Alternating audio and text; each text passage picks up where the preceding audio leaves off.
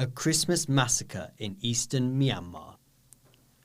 Among the dozens of burnt bodies found in trucks in Glauert State, 2 staff members of Save the Children. TaiwanPlus spoke to a human rights activist in the area, whose identity is being concealed for his safety. I feel very angry, and I'm crying at the time. So how terrible of life of these people, of the innocent children, women, old people. And this is something that I cannot feel. This is made me very horrible. Nearly a year after the military seized power and jailed elected leaders, violence continues to worsen across Myanmar.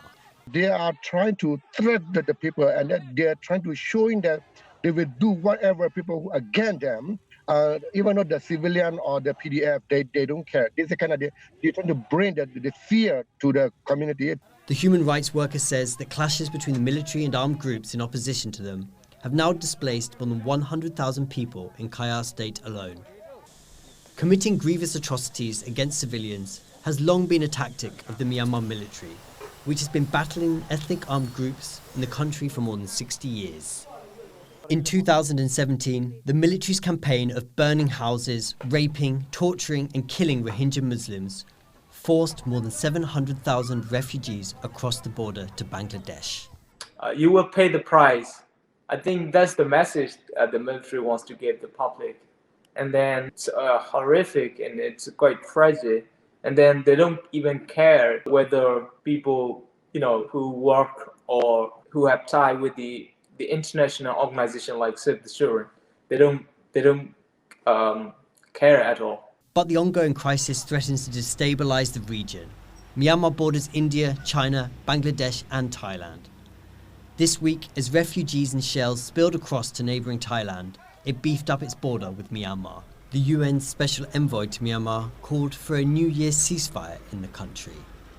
But Myanmar's people have little trust in the international community to hold the military accountable and bring an end to the crisis. More than 4 years after the Rohingya crisis, the cases are only slowly moving through international criminal courts. Although the ICJ or ICC, whatever the justice mechanism or justice organization are doing is not that effective. And as long as the China and Russia back the military on international stage, I think the military will never be frightened of the justice system of the UN. And it's hard to swallow it. And support from China seems concrete. This week, the Myanmar generals unveiled a new submarine from the Chinese. As the anniversary of military rule nears, there is no end in sight to the bloodshed in Myanmar. Patrick Chen and Glauert for TaiwanPlus.